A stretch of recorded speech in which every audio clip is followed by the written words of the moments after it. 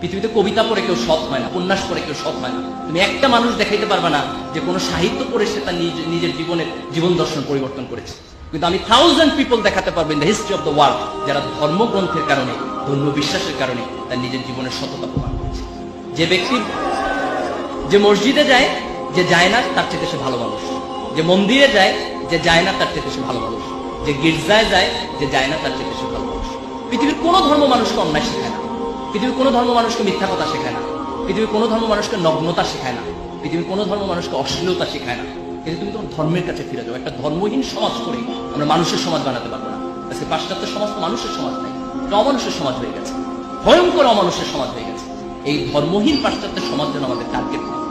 তোমাকে একটা জিনিস মনে রাখতে হবে, তুমি পরিশ্রম করবা, তুমি তার ফলাফল পাবা। তুমি ফাঁকিবাজি করবা, তারও ফলাফল তুমি পাবা। প্রত্যেকটা ভালো কাজের একটা রিওয়ার্ড আছে, প্রত্যেকটা খারাপ কাজের একটা পানিশমেন্ট আছে।